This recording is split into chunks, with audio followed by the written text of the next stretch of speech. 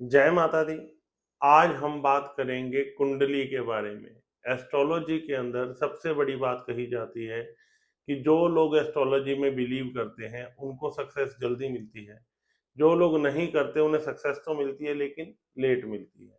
तो आज हम इसी बारे में डिस्कस करेंगे क्यों कुछ लोगों को बहुत जल्दी सक्सेस हो जाती है, क्यों कुछ लोगों की सक्सेस बहुत लेट होती है, और क्या अगर आप एस्ट्रोलॉजी में मानते हो तो वो आपकी लाइफ में क्या क्या इफेक्ट देंगे और आपके लाइफ को कैसे चेंज करती है, आए जानते हैं।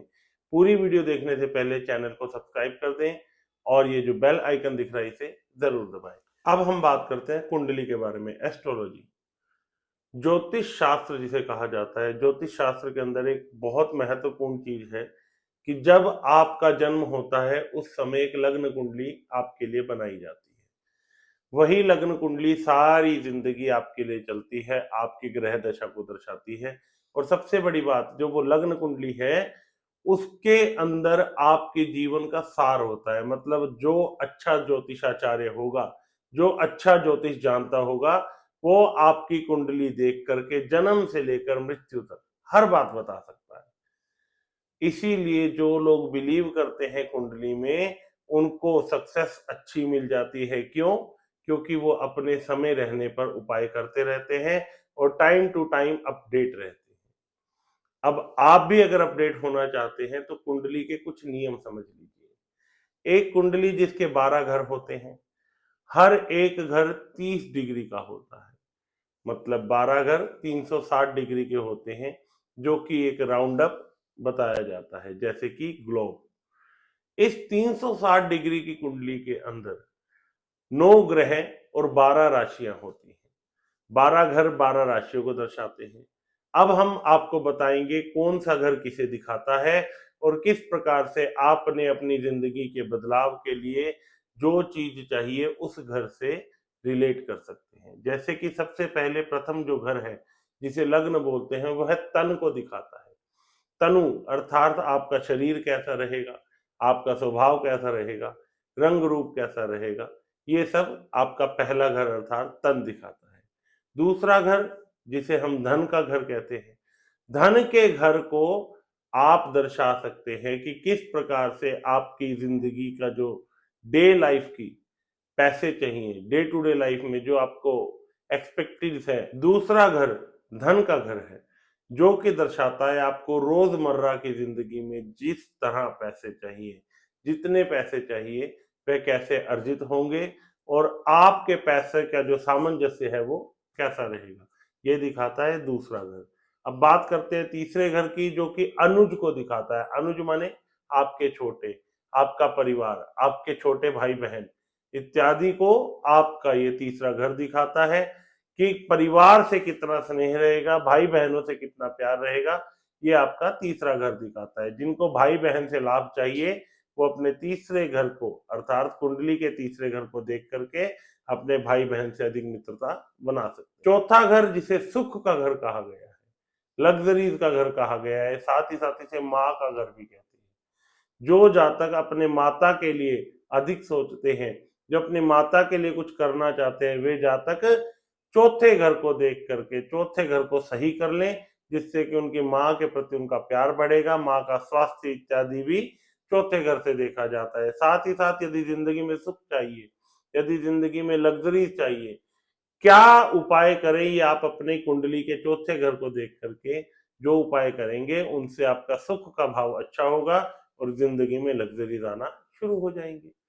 अब कहते हैं पांचवा घर जिसे विद्या बोला जाता है, संतान बोला जाता है। अर्थात जो व्यक्ति, जो जातक हायर स्टडीज जाना चाहते हैं, वे विद्या का घर अर्थात पांचवें घर को देख करके हायर स्टडीज के बारे में सोच सकते हैं। जिस तरह अगर शनि पांचवें घर में बैठा है तो मतलब जातक किसी ना किसी टेक्नोलॉजी में जाएगा, किसी ना किसी इंजीनियरिंग फील्ड में जाएगा। इसी प्रकार से यदि आपके पांचवें घर में बृहस्पति बैठा है, इसका मतलब जातक एजुकेशन डिपार्टमेंट में जाएगा, कुछ ना कुछ सिखाने की जातक कला रखेगा और किसी ना किसी प्रकार के कॉलेज में या स्कूल इत्यादि में वह स्टडी करेगा और स्कूल इत्यादि के पढ़ाई की स्टडी कर करके वह वापस स्कूल और कॉलेज में जॉब करेगा।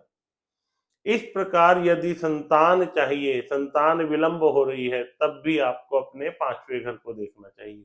आपके और आपके श्रीमती जी के जो लग्न कुंडली है, उसे देख करके आप उसके 5वें घर को देख करके अपनी जिंदगी के संतान सुख को देख सकते हैं। अब बात करते हैं, यदि जिंदगी में शत्रु बहुत आ गए, दुश्मन बहुत आ गए, लोग नजर बहुत लगाते हैं, आस पड़ोस के लोग जलते बहुत है, तो क्या देखें? आपकी कुंडली का छठा घर। छठा घर आपकी कुंडली का शत्रु को दर्शाता है। यदि आपने शत्रु पर विजय प्राप्त करनी है, तो जो आपके छठे घर में, आपकी कुंडली के छठे घर में जो अनिष्ट ग्रह है, उसे सही कर लीजिए। आपकी अपने आप आपके शत्रु पर विजय प्राप्त हो जाएगी। सातवां घर जो कि पार्टनरशिप का घर होता है, गृहस्थ का घर होता है, आपकी लव लाइफ का घर होता है। मतलब यदि बिजनेस के अंदर कोई पार्टनरशिप करनी है, तो कौन सा घर देखेंगे? कुंडली के लगन कुंडली का सातवां घर। यदि आपको लव लाइफ देखनी है, आपकी गृहस्थ जिंदगी देखनी है, आपकी पत्नी से प्यार देखना है, तो क्या देखेंगे? आपकी लगन कुंडली का सातवां घर। ये हो गए 7वें घर की बात। अब अगर आपको आयु देखनी है, बात बात पर जातक बीमार रहने लग गए, बात बात पर कोई ना कोई रोग आ रहा है, तो क्या देखेंगे? तब हम देखेंगे 8वां घर। कुंडली का, लगन कुंडली का जो 8वां घर है, वो दर्शाता है कि आपकी आयु कैसी रहेगी, आपकी जिंदगी में कोई रोग कष्ट इत्यादि तो नहीं आएगा। ये सब आपका लगन कुंडली का 8वां घर दिखा। अब बात करते हैं 9वें घर की, जिसे भाग्य बोलते हैं। 9वां घर आपके भाग्य को दर्शाता है, आपके लक को दर्शाता है। यदि 9वां घर आपका बहुत अच्छा है, तो आपका भाग्य भी बहुत अच्छा होगा। यदि 9वां घर किसी प्रकार से ऐसे ग्रह से ग्रसित है जो कि क्रूर ग्रह है, गलत ग्रह है, तो उसी के कारण आपका भाग्य भी थोड़ा डाउन जा रहा होगा। तो करे क्या? ऐसी स्थिति में यदि आप अपने भाग्य को अच्छा करना चाहते हैं, तो उन ग्रहों की स्थिति को अच्छा करें, कोई ना कोई छोटा सा उपाय कर लें, जिससे कि आपके वो ग्रह अच्छे हो जाए और आपको अच्छा फल प्रदान करें। अब बात करते हैं कर्म की, जो हम डेली रूटीन में अपनी जिंदगी में पैसा कमाने के लिए जो कर्म करते हैं, उस कर्म के लिए हमें 10वां घर, कुंडली का, लगन कुंडली का 10वां घर देखना होता है। यदि आपके 10वें घर में कोई शुभ ग्रह होता है, तो आप कर्मठ होते हैं, बहुत अधिक काम करते हैं, बहुत अधिक कर्मशील होते हैं, और आपको आपके काम का भी परिणाम जरूर मिलता है। लेकिन अगर आपके 10वें घर में कोई ऐसा अच्छा ग्रह नहीं है, ऐसा ग्रह है जो कि आपको सुस्त बनाएगा, तो होगा क्या?